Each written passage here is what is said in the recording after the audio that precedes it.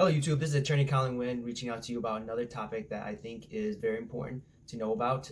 It deals with immigration law, so it really only applies to people who aren't U.S. citizens. So let's say green card holders, people who are on student visas, people who are on work visas, people who are here on tourist visas. So those are the main categories.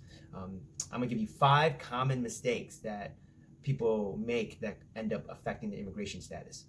The first one is obviously committing a crime. Crimes can definitely affect your immigration status. There are various crimes that are definitely going to affect your immigration status, which are felonies, which are more serious offenses. However, there are some misdemeanors that also can trigger immigration repercussions. I'm going to actually have another video to talk about various crimes that can trigger deportation or removal for green card holders or any non-U.S. citizens. The second thing that I see a lot of people make mistakes and it affects their immigration status is allowing their visa to expire. So a student visa is usually comes down to duration of study. So some people study 2 years, sometimes they study 5 years, and sometimes they do the doctorate, it was 8 years. So usually the US issues a visa for duration of time. But do not allow it to expire or lapse, because it's going to give you a lot of problems if you're trying to, in the future, adjust your status to a permanent resident, which is a green card, and after that, become a U.S. citizen. Typically, student visas run out because you are not enrolled in a school and people just start working or whatnot. It's a big mistake. Do not do it. It's going to get really messy. It can cause a lot of problems. Fiance visa. You have 90 days to marry your fiance when you first come here. And if you go over, they're going to ask a lot of questions. Why didn't you get married before? And you have 90 days, and now you want to adjust status. It can cause a lot of problems.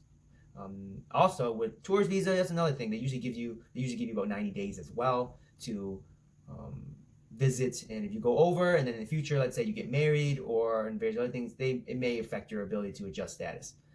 The next category or types of mistakes that I see regularly is dealing with travel abroad for green card holders.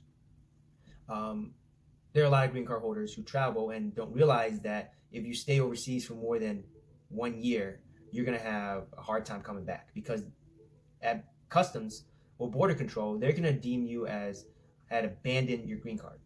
So with that, you're going to have a hard time coming back to the country.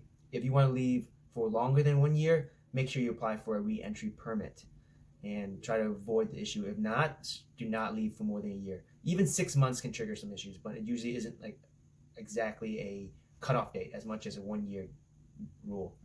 Another issue that creates a lot of problems for people's immigration status is filing and paying taxes, especially for those who want to become U.S. citizens.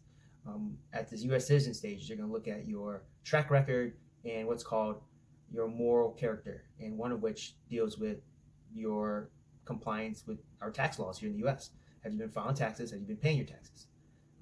Also, another issue is child support. Child support is another thing that prevents people from becoming U.S. citizens, because you're behind on it and they don't deem you to be a good moral character, because you're failing to adhere to your obligations as a parent. The last issue, the fifth issue that I see a lot of people have problems with, is enlisting for selective services. We don't have a draft in the U.S. currently, but you're still required, if you're between the age of 18 to 25, to enlist, to notify them that you are available and you're between that age. And usually this comes up when you're at the citizenship stage and they ask you, have you enlisted for selective services? And if you don't, that is actually a big no-no, especially if you're between the age of 18 and 25, and it can be held against you until you're about 31.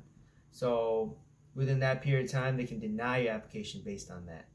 So those are 5, I'd say, common mistakes that affect people's immigration status.